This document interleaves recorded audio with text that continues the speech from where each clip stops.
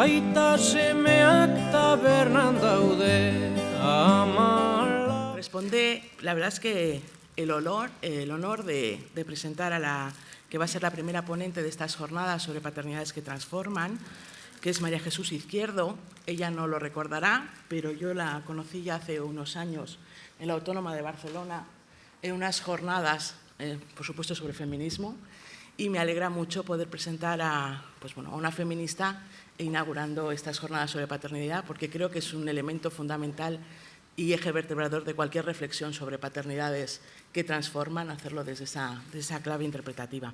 Ella es doctora en Economía y profesora jubilada de la Universidad Autónoma de Barcelona. Su principal ámbito de investigación es la desigualdad social y la sociología de las emociones y los sentimientos. Fue la fundadora del Observatori per la Igualtat de la Universidad Autónoma de Barcelona y recibió el premio de esa universidad por el Consell Social de la propia Universidad Autónoma de Barcelona, ¿no? Tiene, yo me he leído su currículum, es, como os podéis imaginar, muy extenso, y yo simplemente voy a ir a un análisis más cuantitativo y luego voy a hacer una presentación más cualitativa. En lo cuantitativo, podemos decir que María Jesús, en un currículum normalizado, que yo creo que no está actualizado todavía, pues figuran la participación en más de 25 proyectos competitivos, 11 proyectos concertados, 90 publicaciones, más de 80 participaciones en congresos. Y yo destacaría algunas de sus principales publicaciones, como Sin vuelta de hoja, Sexismo, Poder, Placer y Trabajo, Cuando los amores matan, Conflicto y cambio en las relaciones de edad y de género, El malestar en la desigualdad, Las dos caras de la desigualdad entre mujeres y hombres, Explotación económica y libidinal, Estructura y acción en la violencia de género y otros muchos. Me voy a centrar ahora en esa presentación más cualitativa, en la contraportada de una de sus obras, El malestar en la desigualdad, que ya va a cumplir la mayoría de edad, ¿no? Porque es del 98. Y dice la contraportada, un poco la presentación de esa obra, dice: el objetivo del libro es presentar la desigualdad social de las mujeres como una desigualdad más y al mismo tiempo como la primera. No propone como móvil la aspiración a crear un mundo más justo, más bello o más decente, sino en luchar contra el sufrimiento evitable, aquel que producimos en nuestras relaciones con los demás y que podríamos no ocasionar. No se trata de luchar contra la desigualdad porque sea mala, sino porque nos hace hostiles a la vida y amenaza con destruirnos a todos, en especial a los oprimidos, pero también a los opresores. Yo creo que para contextualizar una jornada como esta definición de la desigualdad, ¿no?, y de las razones para obviarla, creo que son interesantes. Luego en el libro, yo creo que es de referencia el primer capítulo cuando habla de la estructura sexo-género como marco de análisis, ¿no?, y reclama pues, la utilización del género como categoría analítica para una transformación no solo de la investigación, también de lo político y de la sociedad. Y creo que es importante porque sí es una cuestión de género. Es decir, tal y como definamos las paternidades responsables o paternidades que transforman, sí es una cuestión de género. Y yo reconozco que me hace mucha ilusión ver muchos hombres comprometidos y con ganas de implicarse en esas cuestiones, pero no puedo dejar de decir que las mujeres que estamos hoy aquí, la mayoría no estamos por ser madres, estábamos mucho antes. Es decir, el tema de la maternidad-paternidad compartida y corresponsable es una cuestión de igualdad y de género, ¿no? Por eso yo me alegro mucho de que la ponencia de hoy, que inaugura estas jornadas, nos las vaya a dar María Jesús. Te vas la paraula y moltes gràcies. Moltes gràcies. Este entendido.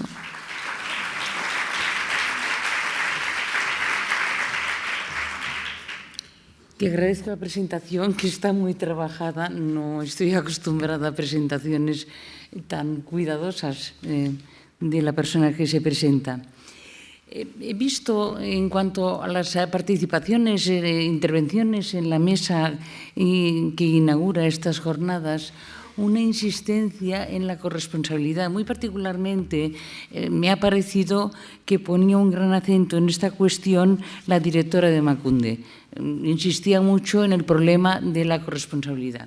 Si me permitís, a mí me gustaría decirlo con otras palabras, seguramente más crudas, más duras, y me pregunto si con esas palabras se nos presenta el problema político de transformación social de otra manera. cuando se invoca la necesidad de corresponsabilidad, yo lo que estoy interpretando de fondo es que las relaciones entre las mujeres y los hombres son relaciones de explotación. Lo que significa es que la posición privilegiada de los hombres en la sociedad, privilegiada en sentido económico, político, social, obedece al trabajo que les aportan las mujeres y que les transfieren de modo sistemático. Por lo tanto, diríamos que el nudo de la cuestión es que las mujeres son explotadas por los hombres y eso significa que el nudo de la cuestión es que las mujeres dejen de transferir recursos a los hombres. Ese sería el nudo. Y situado este contexto donde, a mi parecer, la aportación de los hombres es bienvenida, es útil, lo que es imprescindible es que las mujeres se levanten ante relaciones de explotación, hagan imposible el modelo, porque es con nuestro trabajo que lo estamos haciendo posible. Estamos sosteniendo el poder de los hombres, un poder que luego nos oprime. Otra cuestión que quería utilizar para enmarcar el tono de mis aportaciones serían unas palabras de Freud a las que les doy continuamente, siempre tengo presentes, seguramente las he utilizado en otras ocasiones porque para mí está muy presente. Y sobre todo en un contexto social en que hay una resistencia a enfrentar la violencia o hay una negación de la violencia de manera sistemática. Freud lo que nos dice en El malestar en la cultura es lo siguiente: el ser humano no es una criatura tierna y necesitada de amor que solo osaría defenderse si se le atacara. No es, quiere decir que independientemente de condiciones sociales históricas, como somos los seres humanos, al margen de que luego las condiciones sociales históricas puedan producir en nosotros algún cambio, moderación, matización, etcétera, etcétera. O sea que decíamos que solo osaría defenderse si se le atacara, sino, por el contrario, un ser entre cuyas disposiciones instintivas también, además, o sea, no está negando que seamos capaces de amar, pero además debe incluirse una buena proporción de agresividad. Para no alargarme, no he continuado con la cita, pero lo que viene a decir es que el ser humano explota, se beneficia del trabajo de los demás, los usa sexualmente, etcétera, etcétera. Eso es ser un ser humano, alguien capaz de amar y capaz de machacar sin límites a los demás en función de sus intereses. Las dos cosas, no solo una, las dos. Claro, en otro momento, en el malestar en la cultura, a veces me confundo porque puse el malestar en la desigualdad en el libro en honor a Freud, en el fondo. Dije, bueno, tú hablas de la cultura, pues yo voy a hablar de la desigualdad. Tiene una nota a pie de página en que dice que los educadores, padres y madres, envían a las criaturas al Polo Norte vestidas en camiseta. Más o menos viene a decir esto. Es decir, que no estamos dotando a los niños y las niñas de los recursos necesarios para vivir en el mundo en que van a vivir.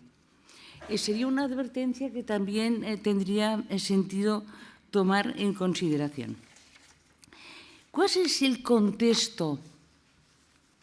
Porque, claro, la tentación, cuando no lo voy a eludir, evidentemente, cuando hablamos de maternidad estamos hablando de aspectos subjetivos, personales, etcétera, etcétera. Pero a mí me gusta siempre llevarlo al contexto sociopolítico, no quedarnos en el ámbito de lo puramente subjetivo o personal y llevarlo al ámbito de lo sociopolítico.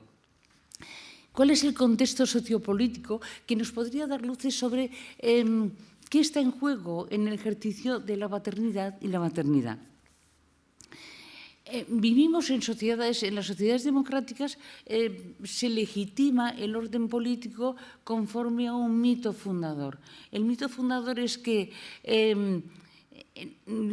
hombres autónomos, hombres, las mujeres estaban excluidas y de hecho las mujeres eran objeto de reparto. Hombres autónomos se unen para pacificar la sociedad y hacer posible la colaboración. Hombres autónomos.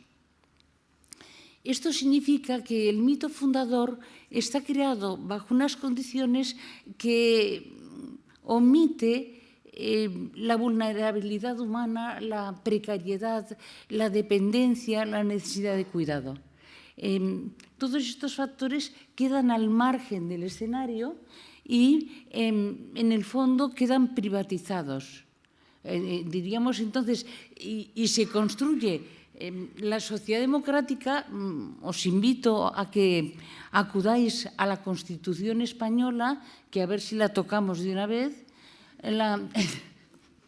No puedo evitarlo. Bajo unos ciertos criterios que hacen que el patriarcado no sea un residuo de tiempos pasados que con el tiempo desaparecerá, sino fundador del orden llamado democrático. Digo llamado porque obviamente niega la posibilidad de democracia. Me referiré al artículo 35 porque es un artículo central en cuanto a la definición de qué se entiende por ciudadano de un país. El artículo 35 habla del trabajo y, de hecho, en las democracias occidentales, en la ciudadanía está asociada a una participación en el trabajo. Lo que dice este artículo, si no es textual, poco le faltará, es: los españoles tienen el deber de trabajar y el derecho al trabajo, a elegir libremente profesión u oficio y a obtener unos ingresos suficientes para cubrir sus necesidades y, oído cocina, las de su familia, sin que pueda prevalecer discriminación por razón de sexo. ¿Qué nos dice entonces el artículo? Que poca coña con el patriarcado, porque es el sustento de la ciudadanía, del modelo de ciudadanía que preside las sociedades democráticas occidentales. Y que, en cambio, lo del sexismo no es fundamental. O sea, es fundamental que haya patriarcas, no es fundamental que los patriarcas sean hombres. Por lo tanto, en el artículo lo que nos está señalando es una diferenciación entre sexo y género. La posición de patriarca es una posición de género, el sexo de quien ocupa la posición no es relevante. Pueden ser los hombres o pueden ser las mujeres. Este es el contexto en el que vivimos. Y, por lo tanto, esto nos hace pensar que cualquier posibilidad de transformación se produce en un contexto hostil a la corresponsabilidad, negador de la corresponsabilidad. Este es el contexto político y económico en el que nos movemos y que puede darnos cuenta de las enormes dificultades que entraña cuidar, atender las necesidades de las criaturas del modo en que creemos que deberían ser cuidadas. Dado que soy vieja, permitidme que menos mal por las abuelas, porque si no, se hunde la sociedad. Esto seguro. Iros sino a los colegios a ver quién va a buscar a las criaturas. Yo creo que hay más abuelas y abuelos, sobre todo abuelas, que padres y madres. ¿Cuáles son los objetivos? Entremos ya a desarrollar la conferencia. Como una primera consideración, querría referirme al hecho de que las funciones parentales tienen carácter procreativo. Y me gusta subrayarlo porque habréis observado que el uso que habitualmente se utiliza el término reproductivo, no procreativo. Y os diría que interpreto el uso tan generalizado del término reproducción como un indicio de un mal de nuestra sociedad, que es la omnipotencia. Reproductivo quiere decir que uno se lo guisa, uno se lo come, y lo que hace es que controla, ¿no?, la realidad. Eso es lo que transmite. Pero procreativo significa contribuyo, no hago. Creativo, no repito. Contribuyo a algo, a alguien que será una vida nueva y distinta. Y la contribución es solo parcial. Por lo tanto, diríamos que hay unos males de fondo en nuestra sociedad. El mal de fondo es en términos de constitución psíquica, es la omnipotencia. Omnipotencia que, por ejemplo, se nos pone de manifiesto en un anuncio que debe tener tanto éxito que se repite reiteradamente en la televisión, que es el anuncio de MediaMarkt. Habría visto el anuncio de "Yo no soy tonto". Es decir, la idea de que a mí no me matan, a mí no me machacan, yo soy listo, consigo precios especiales, etcétera, etcétera. Que es un entorno o una disposición psíquica que desprecia a los demás y niega la necesidad de los otros. Ese es el contexto en que nos encontramos. Y uno de los riesgos en la corresponsabilidad y en el modo como se aborda es justamente alimentar la omnipotencia. En la medida en que las reflexiones que se hacen son sobre todo orientadas a las cuestiones relativas al cuidado de las criaturas y por lo tanto a la función materna, pero en cambio hay una borradura de la función paterna. Y la función paterna es la que nos salva de la omnipotencia. La existencia de la figura, no digo la persona, la figura paterna nos salva de la omnipotencia. Y salvarnos de la omnipotencia significa hacer posible la vida en común, sentar las bases para que la vida en común sea posible, para que podamos pensar seriamente un orden democrático. ¿Cuáles son los objetivos a los que se contribuye mediante el ejercicio de las funciones parentales? Que nuestros hijos e hijas lleguen a ser capaces de amar y ser amados. Pero esto significa reconocimiento de los límites del yo. Por lo tanto, en algo tan maravilloso como es la indigestión de amor que preside nuestros discursos, se requiere poner límites. Sin límites no es posible el amor. Se establece una relación indisociada, indiferenciada con el otro, que dices maravilloso, unidos, fundidos en un abrazo, peligrosísimo. Porque no es que yo y tú hacemos uno, para cada uno de los dos que se funden en ese abrazo, el otro es su extensión. Cuidado, no es tú y yo hacemos un tercer ser, es yo te como a ti y los dos se creen que se han comido el uno al otro. La otra cuestión es ser capaces de trabajar cooperando. Volvemos a lo de antes. Para que yo pueda plantear que soy capaz de trabajar, tengo primero que asumir que las cosas no pasan solo porque quiero, sino que me las tengo que currar. Y un añadido, y que para currármelas necesito de los demás. Y capaces de resolver los conflictos sin recurrir a las agresiones, sino a la ley. Esto significa reconocer que vivimos en un mundo en que nos vamos a encontrar con gente que tiene deseos antagónicos. Quiere decir, o tú o yo, que se reduciría o yo te mato a ti o tú me matas a mí. Y por lo tanto se requiere el reino de la ley, porque vivimos no en una sociedad particular, no porque sea el capitalismo, en cualquier sociedad afloran deseos antagónicos.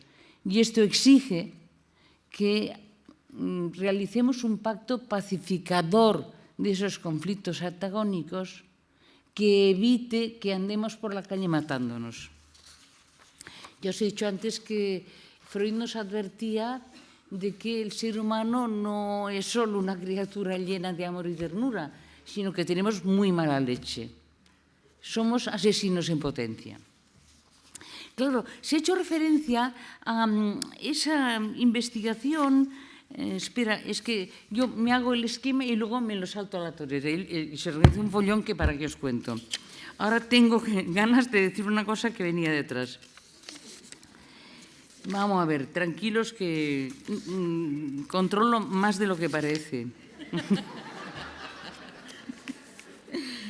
A ver, sí querrá. Bueno, cuando hablamos de No se deja, ¿eh? Bueno, así vais reflexionando. Lo hago para que tengáis tiempo de digerir. Así, aquí lo tengo. Hablábamos del panorama de los padres en el mundo. Bueno, leyéndote, el texto es un texto de 288 páginas, entonces leyéndotelo está muy presente los beneficios que aporta la corresponsabilidad del cuidado en cuanto a la autonomía de las mujeres, en cuanto a la calidad de vida de los hombres, en cuanto a la salud, etcétera. Ventajas que en principio no negaría, en principio poniendo algún tipo de reticencia. Si lo examinamos desde un punto de vista cuantitativo y buscamos la palabra cuidado, aparece care, obviamente porque el informe completo está en inglés, aparece 719 veces. O sea que daos cuenta, dime de lo que presumes y te diré de lo que careces. Es como para sospechar, ¿no? Conflicto, no hay ni una sola mención al conflicto. Esto es implícitamente una borradura de la figura paterna y es muy grave, gravísimo.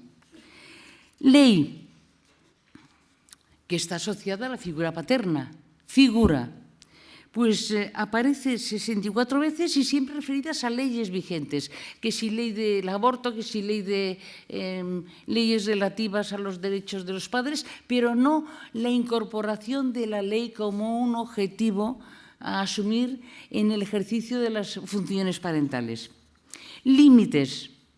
El límite es una noción indispensable para hacer posible la convivencia, porque si yo no me diferencio de ti, no me relaciono contigo, es intrínsecamente imposible. Bueno, pues la referencia al límite es 4 veces y no en los términos en que yo estoy sugiriendo que debería considerarse, sino en términos de limitaciones sociales de las mujeres.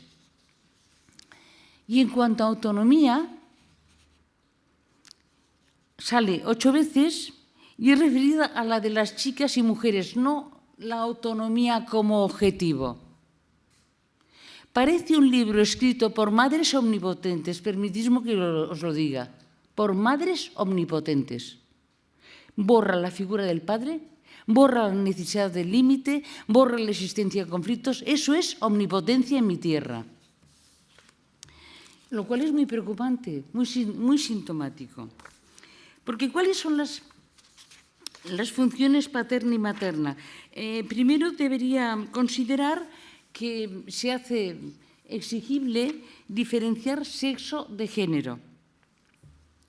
Ya estamos habituados a utilizarlo generalmente y esto sería como decir que no querría generar confusiones. Cuando digo figura paterna y figura materna, lo que estoy diciendo es que son dos tipos de funciones claramente diferenciadas la una de la otra, que son ejercidas por mujeres u hombres. Pueden ser hombres o pueden ser mujeres, pero que las funciones son claramente diferenciadas.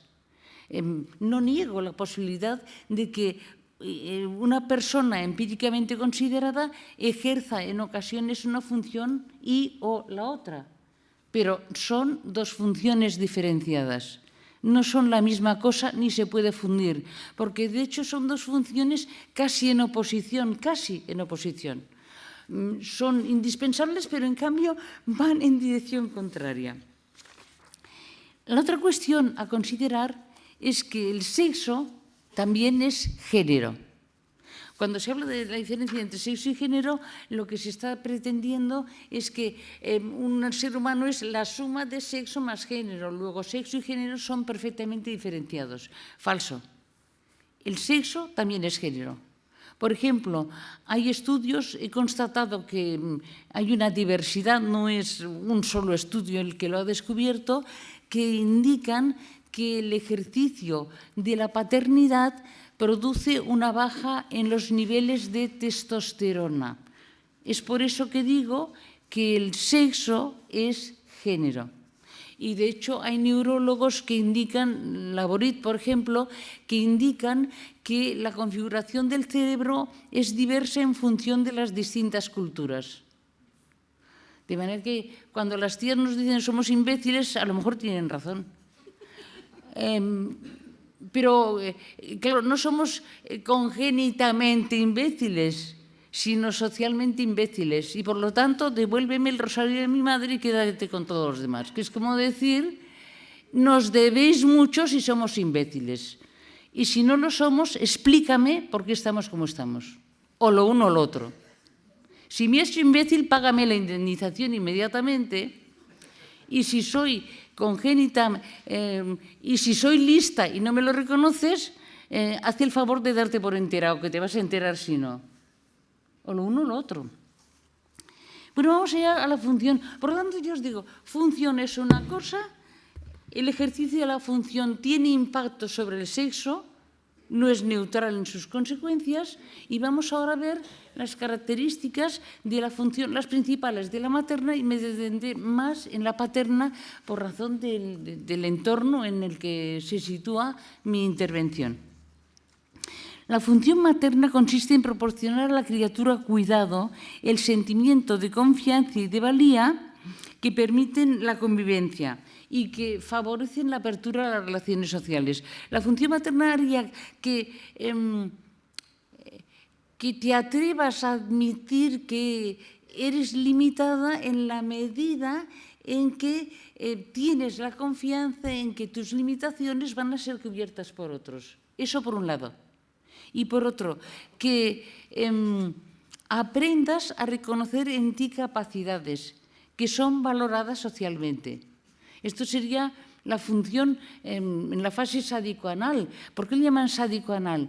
Porque el control de los esfínteres es fundamental en el desarrollo de ese sentimiento de valía. Y es sádico porque puedo machacar mucho a mi mamá, función materna, no controlando esos esfínteres en el momento en que sería conveniente que los controlara. La puedo machacar viva. O la puedo hacer muy feliz. Y lo que observo en la relación es que si la hago feliz, me trata mejor. Luego nos diría que si bien en el caso de la relación entre la función materna y la criatura hay normas, no solamente es una provisión de cuidado, atenciones y amor, sino que hay normas. Ahora bien, quiero destacar que la naturaleza de las normas se refiere a mejorar la calidad de las relaciones con los demás. Luego son unas normas de una naturaleza que niega la existencia de conflictos y rivalidades. No existen en la relación materno-filial los conflictos y rivalidades. Lo que existe es, estoy enfadado contigo y te machaco, o quiero que me quieras y hago lo que tú quieres. Y entonces la mamá, habréis observado las mamás lo contentas, las abuelas lo contentas que estamos cuando las criaturas hacen lo que queremos. Es maravilloso. El mundo mejor, ¿no? Y la rabia que crece cuando tienes mucha prisa para llevar a la criatura a la guardería y se ensucia encima, pero además una extensión de caca que no veas en el momento de salir a la calle. O sea, pero ya os digo, no es rivalidad, no es o tú o yo. En todo caso sería, ¿te satisfago a ti o me satisfago a mí? ¿Me sale a cuenta satisfacerte a ti o no me sale a cuenta y hago lo que me da la gana? Ese es el juego. En la función paterna está asociada a aquellas restricciones a las que es preciso someterse para encauzar los conflictos y rivalidades. ¿Veis? Las normas son de otra naturaleza. Cualitativamente hay una diferencia clarísima entre lo uno y lo otro. O sea, encauzar conflictos, encauzar, no eliminar. Conflictos y rivalidades de un modo que no pongan en peligro la continuidad de las relaciones sociales. Las prohibiciones frustran, efectivamente, pero son también una barrera para evitar que se produzcan daños. Me gusta considerar que cuando una ley es muy dura, si es una ley propiamente dicha, no la expresión arbitraria de quien tiene poder, sino una expresión democrática, una ley muy dura nos estaría advirtiendo de la dureza de los daños que causaría no respetarla. O sea, la ley no es que te ataca, es que te protege. La ley te advierte y si no hicieras lo que te exijo, lo pasarías muy mal.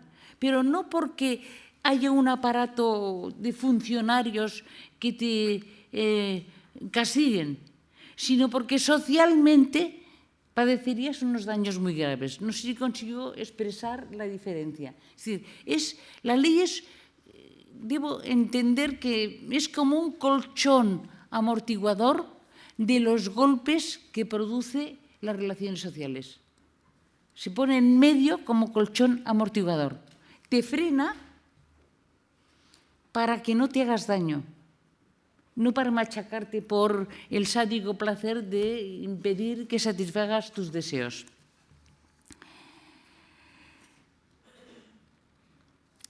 La ley, por otra parte, la ley con mayúsculas, o sea, la ley entendiendo desde el punto de vista ontogenético qué es la ley. La ley que transmite la función paterna no se transmite, no se dicta.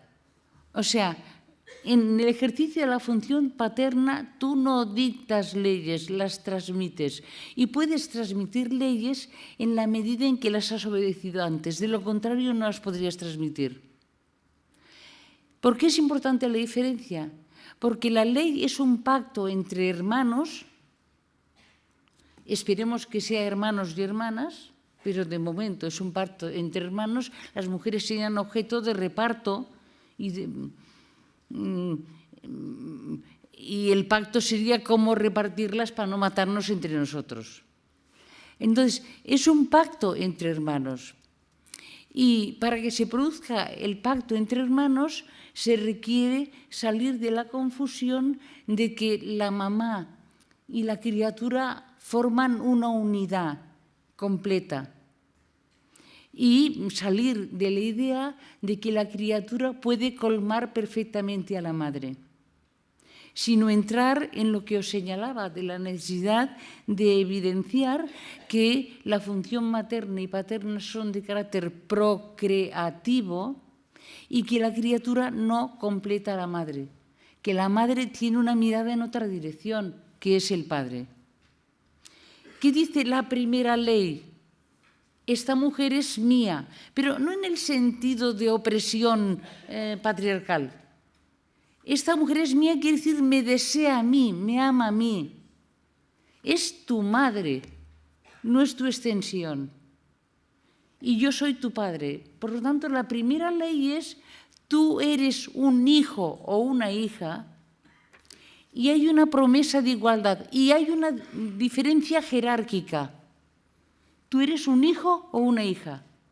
Y te prometo que si lo aceptas, cuando seas como yo, serás como yo. Pero ahora no eres como yo. Todavía no. Y para que tú seas como yo, tienes que aceptar que yo soy superior a ti.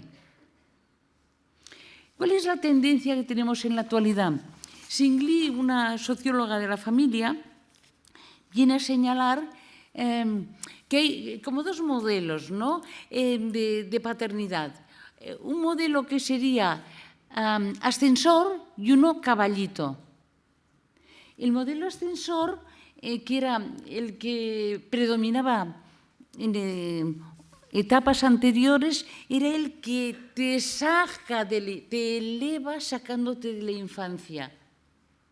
Y tú estás arriba. El modelo caballito es aquel en que te inclinas y te subordinas ante la infancia. Parece que no encontramos el equilibrio entre o bien soy el Dios que está en los cielos hacia donde te aproximo, te tengo que sacar de la infancia, o yo me infantilizo. Entonces, claro, tenemos me quedan 10 minutos, voy a administrarlo. ¿Qué problemas tiene la diferencia entre la función materna y patriarcado y matriarcado? En el caso de la función materna ya hemos dicho en qué consiste, pero una parte de la función materna es sentir que tu hijo no lo es todo, o tu hija. Que no sea todo para ti, tu hijo o tu hija, sino que sea muy importante, indudablemente, pero no todo para ti. Salir de esa relación fusional. Y lo que te saca de esa relación fusional, no dudo que haya otros modelos sociales con los que sustituir esta situación. Lo que te saca es tu deseo por el otro. Podríamos, por extensión, decir tu deseo por la profesión, tu deseo por el otro, etcétera, etcétera.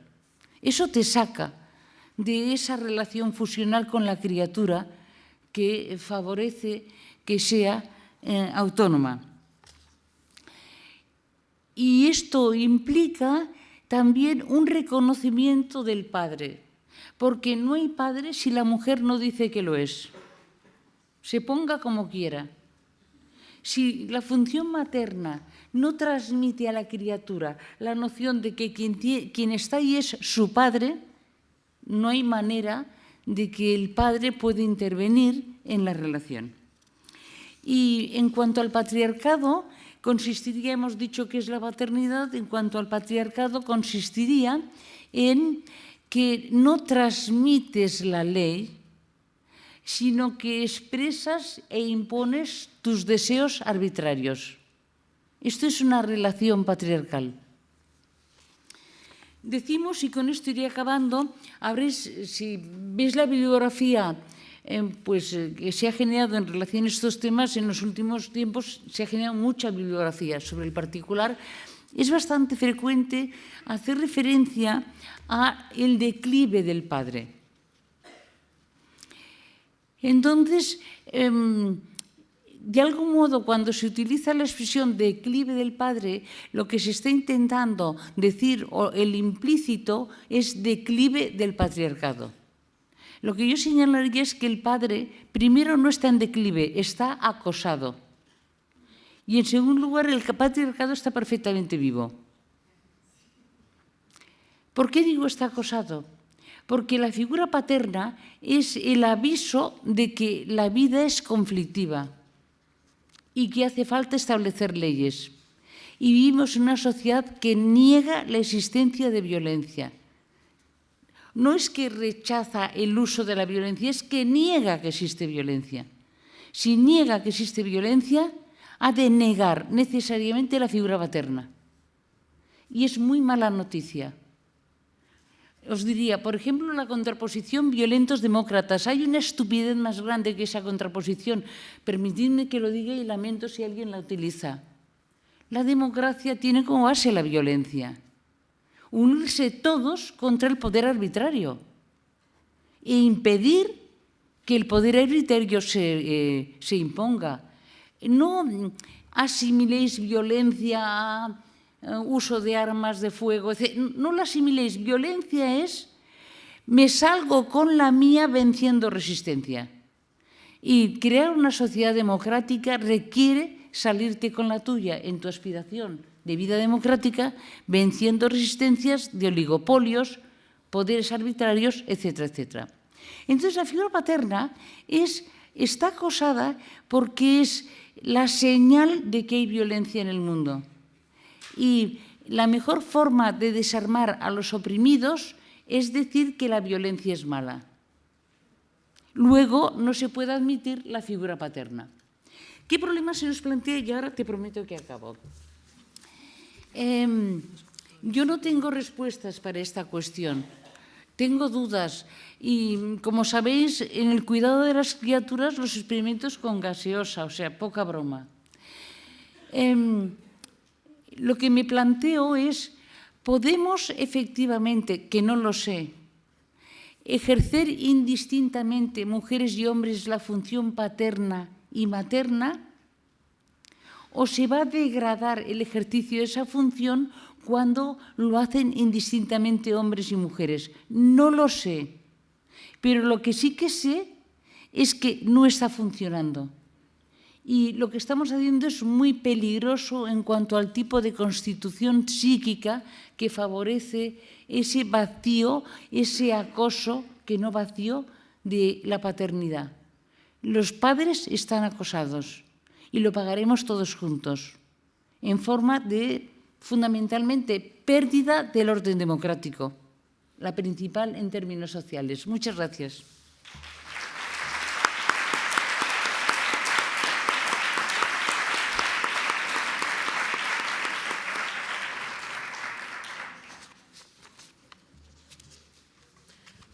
Muchas gracias, María Jesús. Te han sobrado hasta 5 minutos, luego has No corrido. veas, es que, pues raro, me cuesta mucho a veces. Bueno, la organización ha establecido que la forma de un poco de participar para el debate es a través del uso de unas tarjetas que os han entregado cuando habéis formalizado la inscripción. Entonces ahora tenéis un tiempo para hacer vuestras preguntas, que me las traerán aquí y, bueno, y yo se las trasladaré a... Qué bien, entonces no tendré problemas de ver. Es que es un número, ¿sabes? Porque no me entero. Entonces la gente no entiende que eres sorda, no lo entiende. No hay manera. Y dices, soy sorda, no te entiendo. Y a veces me levanto ya directamente y me voy a...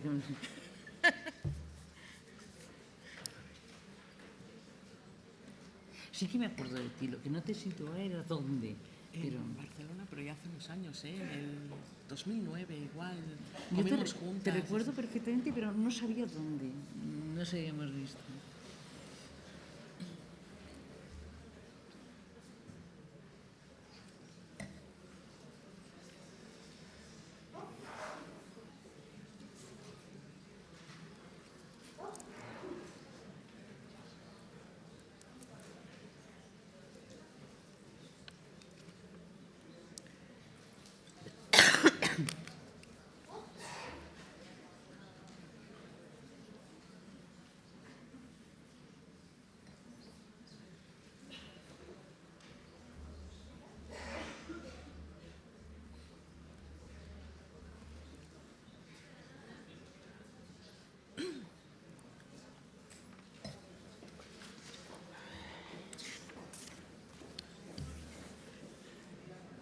Gracias.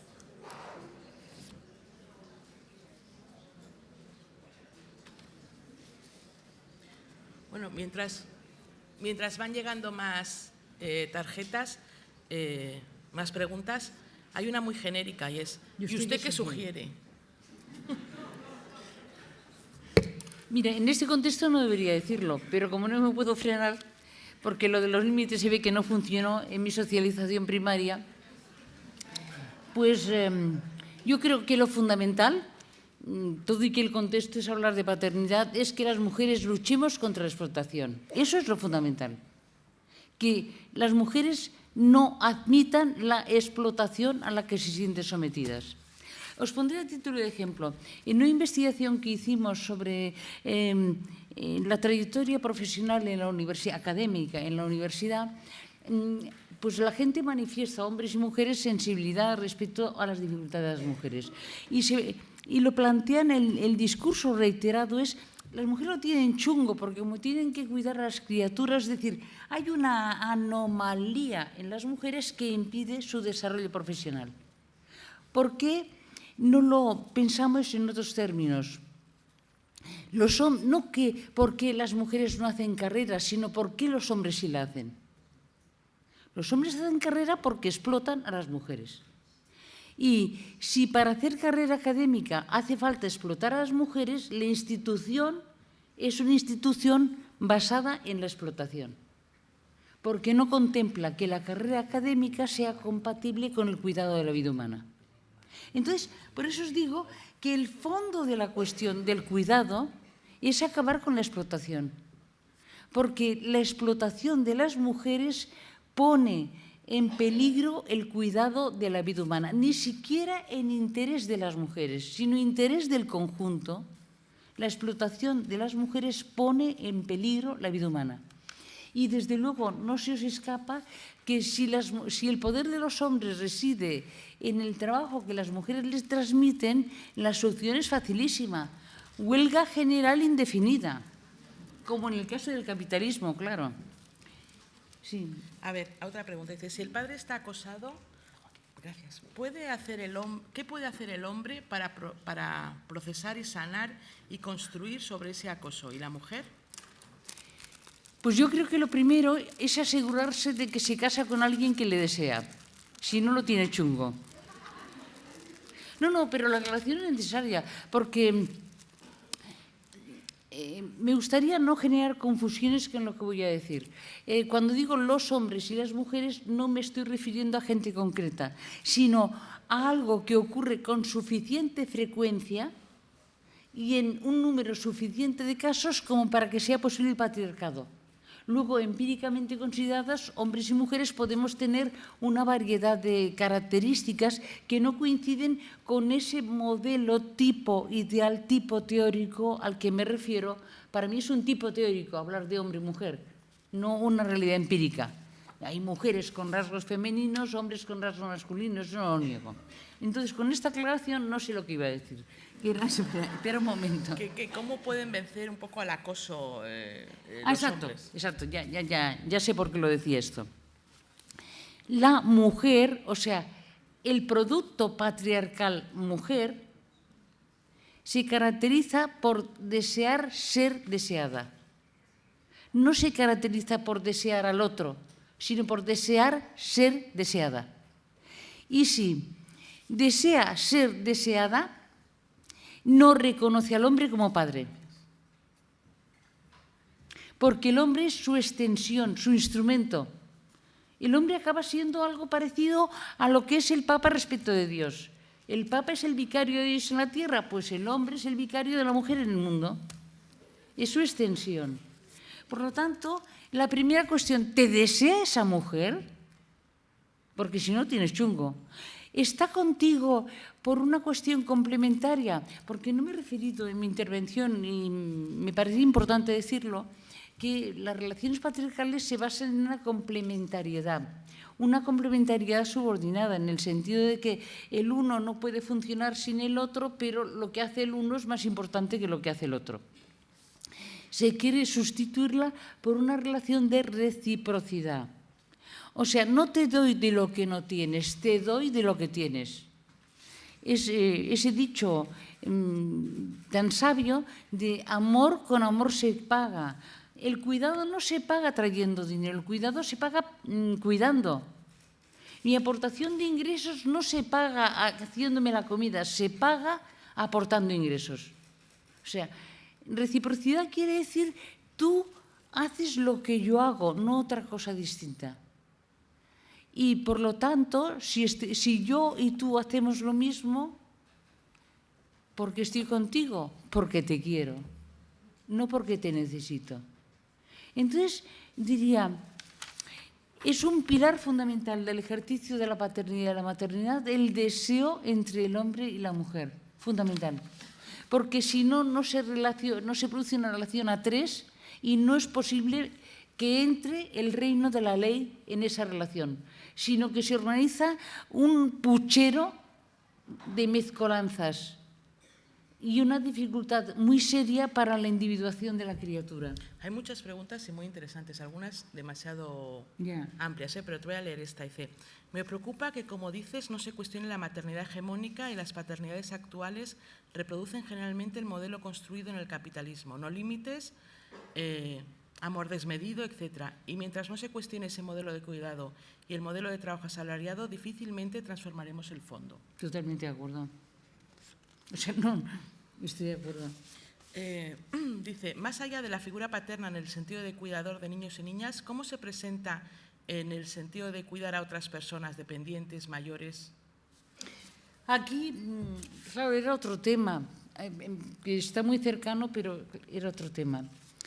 De hecho, va a ser muy generalizado el cuidado de personas mayores. Aquí, en términos emocionales, lo que está en juego es la posibilidad de que se produzcan un sentimiento por parte de quien recibe los cuidados de gratitud o bien de resentimiento.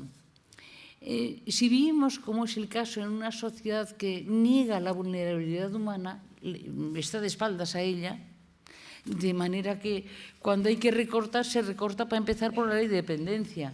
O sea, niega la vulnerabilidad humana, y se desarrollan sentimientos de omnipotencia, la persona que recibe cuidados niega que esté siendo cuidada, porque reconocer que está siendo cuidada es reconocer que es vulnerable.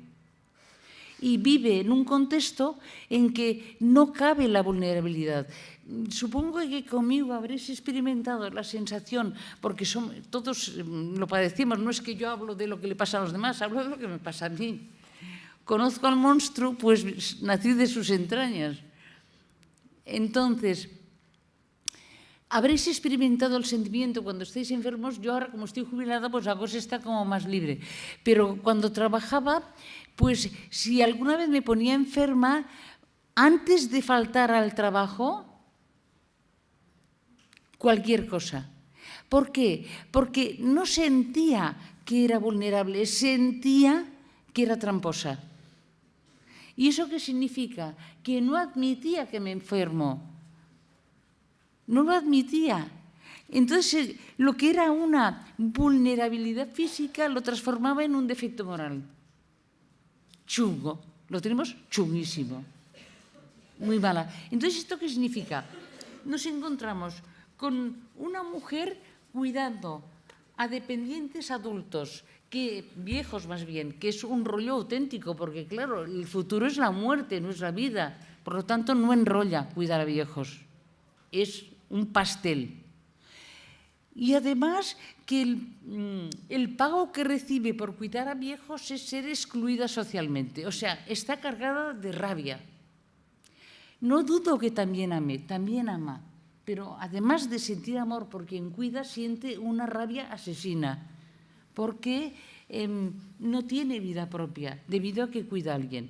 Se enfrenta con otra persona que niega las relaciones de poder que entraña el cuidado. Y el modo de negarlo es no reconocer los cuidados que recibe y agobiar a quien cuida con exigencias continuas. ¿Qué respuesta se puede dar esto? De tal manera que podríamos anticipar que la forma más extendida que cabe esperar, que yo creo que se está produciendo de violencia de género, es la que se produce entre las mujeres, estoy hablando de función femenina, y las personas dependientes. Y para mí eso es violencia de género, porque es una violencia que se origina en el género que tienes. Entonces, este es el panorama con el que nos encontramos. ¿Cómo se sale de esto? Por relaciones de reciprocidad. Quiere esto decir que la relación de poder nunca es completa si tú das lo que recibes, que es tanto como decir, tú me estás cuidando y yo cuido de que no te agotes cuidándome.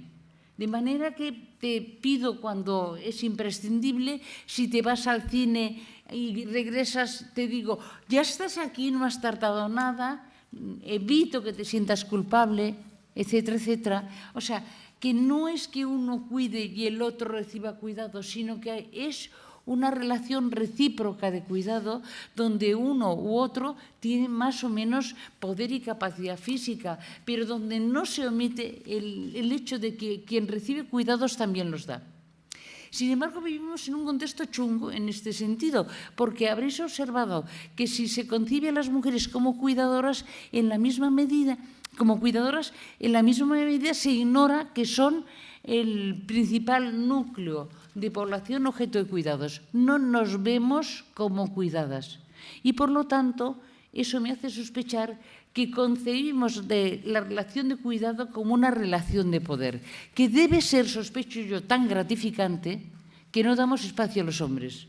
Tampoco es que luchen por tenerlo, ¿Para qué nos vamos a engañar? Pero incluso se intentan tener espacio, no les damos. Los tratamos como inútiles, incapaces de cuidar de las personas dependientes. Porque da un plus de sentimiento omnipotente el que el mundo te lo he dado todo. La expresión está de te lo he dado todo. Dices, joder, todo me parece mucho a mí. Me has dado mucho, pero todo no. O sea, esa expresión de omnipotencia es la que impide que las mujeres tengamos potencia social. Si admitimos que no lo podemos todo, podremos mucho. Pero no es que nos animen diciendo, chica, tú vales mucho, sino que nos digan, vales menos de lo que te piensas. O sea, el discurso que se requiere es el opuesto al que oigo.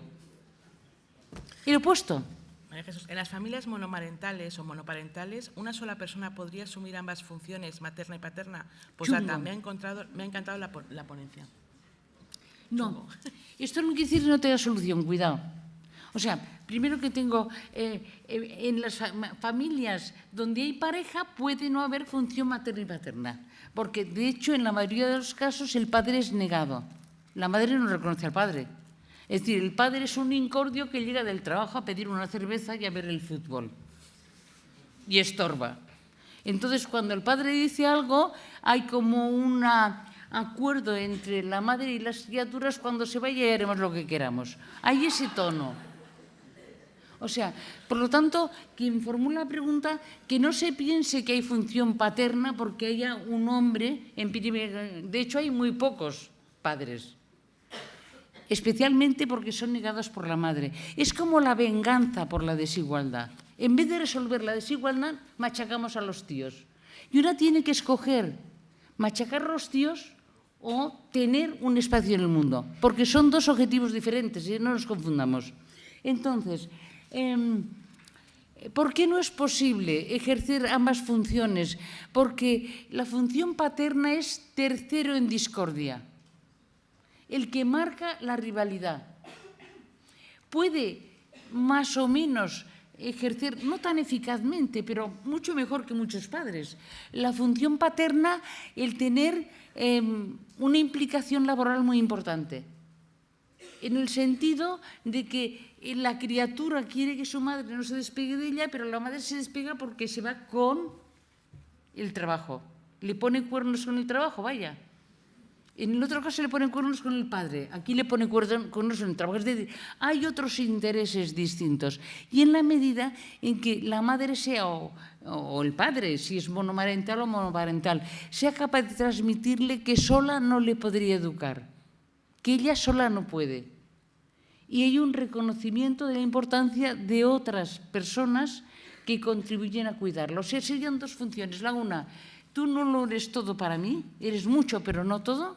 Y la otra, sola no puedo. Hay alguien que me acompaña. Si el hombre ejerce la crianza de los hijos e hijas y la mujer se incorpora al mundo laboral, ¿cómo se hace para que el hombre no sienta sentimientos de frustración por no mantener, entre comillas, económicamente a la familia?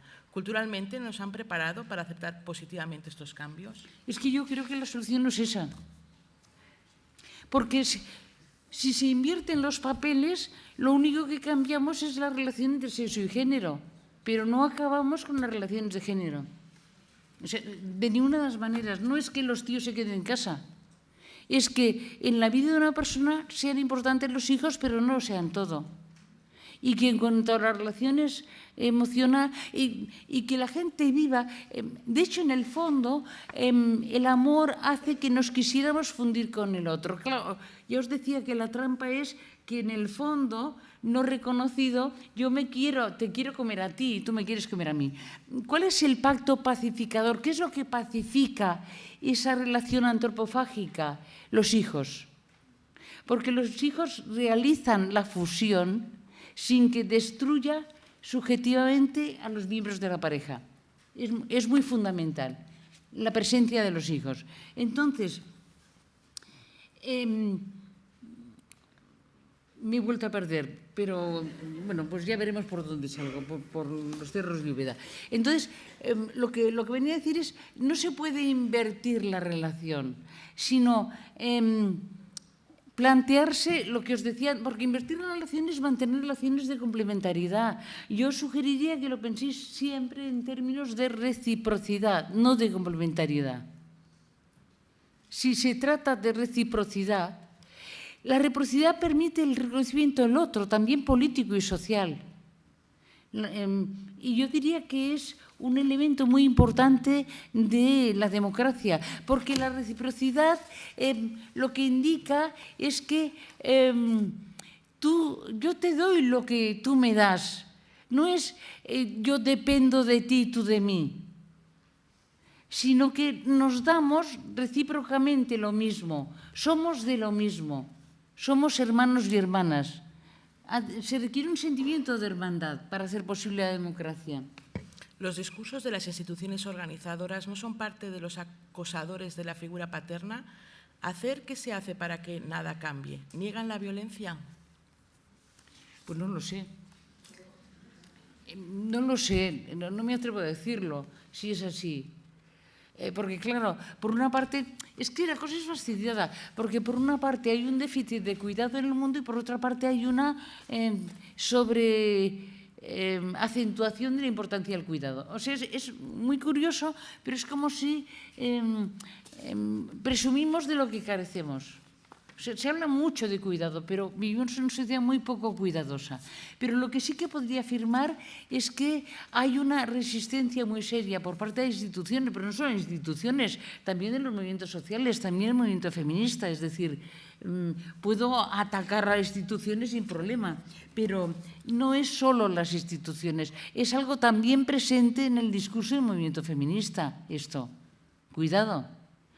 Hay una resistencia a asumir que somos violentos y que uno de los principales problemas que tenemos es cómo gestionar la violencia, de manera que refuerce a la democracia, en vez de destruirla como está ocurriendo. Voy a hacer la última. Hay más, pero hay un par de ellas que las leeré al final para que veáis que era imposible formularlas, si queríamos ajustarnos a los tiempos. La última dice: la remuneración del trabajo de cuidados podría ser un primer paso hacia el fin de la explotación de las mujeres, hacia el cambio de paradigma. Lo invertiría. Aquí sigo el modelo Marx. El fin de la explotación de las mujeres lo remodelará. Yo no creo... A ver, entendedme, hay una interacción. Esto lo decimos porque los problemas queda bien correctamente en político decir que hay interacción, que la realidad es muy compleja y que no sé qué, intervienen muchos factores. Lo que diría de fondo la cuestión es la explotación de las mujeres. Y no nos pensemos que si no enfrentamos esto, resolveremos lo otro. Ni de coña. Lo primero, la explotación de las mujeres. Primero, no en términos temporales. A lo mejor los cambios en las relaciones parentales ayudan a que las mujeres nos animemos a luchar contra la explotación. No digo que no. Pero el fondo, el mar de fondo, es la explotación de las mujeres. Y cualquier modelo de transformación que no contemple la explotación de las mujeres, yo creo que está condenado a fracasar. Te voy a hacer dos preguntas seguidas. Anda, que preguntáis un poco, ¿eh? Eso es que ha suscitado mucho interés. Creo que no ha tenido en cuenta el desarrollo madurativo del niño o la niña en los primeros meses de crianza. Sí cree que es una extensión de la figura cuidadora. En la etapa de 0 a 3 años, poco a poco van cogiendo sentido conceptos como límites, autonomía, etcétera. Pero a poco, no desde el inicio. Y solo... No, estoy de acuerdo, ¿eh? No lo he dicho, pero quien quiera que lo haya planteado, totalmente de acuerdo en lo que ha dicho, no tengo nada que comentar. Dice, solo el padre puede ser padre por la autorización de la madre. ¿Esto enfrentaría a una situación de paternidad responsable o debemos buscar la custodia compartida? Yo no la termino de entender. No acabo de entender. A ver, un momento, que es que no... Igual, contestando a esta, resolvemos esa cuestión. Dice, no he entendido por qué la función paterna nos salva de la omnipotencia. ¿Por qué? Porque la función paterna nos dice que la madre sola no puede tener hijos y que el hijo solo no puede satisfacer a la madre. Por eso nos salva de... No sé si lo he explicado. Sí. O sea, nos salva, porque yo sola no te he tenido, no te lo he dado todo. Tu padre te ha dado cosas. Y no me puedes satisfacer por completo. Eres maravilloso, una monada, pero me encanta mi trabajo. Déjame en paz que me voy a trabajar. Esto es lo que salva de la omnipotencia, ¿no? Es decir, no lo eres todo, ni te lo doy todo, ni cuentes con que te lo des, que además no te lo voy a dar. Pero no porque no puedo, sino porque no quiero, porque tengo más gente a quien darle cosas. Ese es lo que te salva. Y claro, la figura paterna lo que pone en evidencia es que el niño o la niña no sale solo de una mujer. Sola no puede tener hijos, se ponga como quiera. Entonces ahí es el imaginario, por ejemplo, en las mujeres que quieren tener hijos solas. No sé cuál es, porque vuelvo a deciros, Hay tentación de que haya rollo omnipotente, hay tentación, hay un riesgo. Pero, como os digo, las familias convencionales son un desastre, o sea que tampoco hay que agobiarse mucho. Y las dos últimas que yo creo que María Jesús no estarías obligada a contestar, porque creo que nos llevarían un ratito. Una es, ¿podría profundizar en la afirmación el sexo también es género? Y la mejor de todas, ¿por qué el patriarcado está más vivo que nunca? Yo creo que nos llevaría un poquito de tiempo, ¿no? La primera es muy rápida. Vale. El sexo y género, si nos vamos a la biología, no a la ideología feminista, a la biología, pues lo que nos dice es que el organismo vivo, ni siquiera el ser humano, el organismo vivo se caracteriza por ser abierto, que es como decir que el organismo no es nada en sí mismo, sino lo que deviene en su relación con el medio. ¿He conseguido explicarme? Es decir, el organismo, el ser humano, no es a menos que se relacione con el medio. Luego, el organismo es en función del medio en el que se encuentra, con el añadido de que el medio en que se encuentran los seres humanos es un medio construido por seres humanos con intenciones políticas, con ese añadido. De tal manera que el grado de fuerza, la configuración del cerebro, los niveles de testosterona son dependientes del contexto social en el que vivimos. Es por lo que os decía, haciendo broma, que no tanto, que a lo mejor es verdad que somos imbéciles las mujeres. Desde luego se han hecho méritos para hacernos idiotas. Y a lo mejor lo han conseguido, no digo que no. Pero entonces tenemos una reivindicación añadida por habernos fabricado como imbéciles. No sé si lo he explicado, lo de sexo y género, y ya lo dejamos aquí, si no, porque pues, estas señoras son de un orden absoluto. Yo estoy cartesianas un poquito. Ahora tenemos un descanso café de media hora, de 15 minutos. 15 minutos. Muchas gracias, yo creo que se me...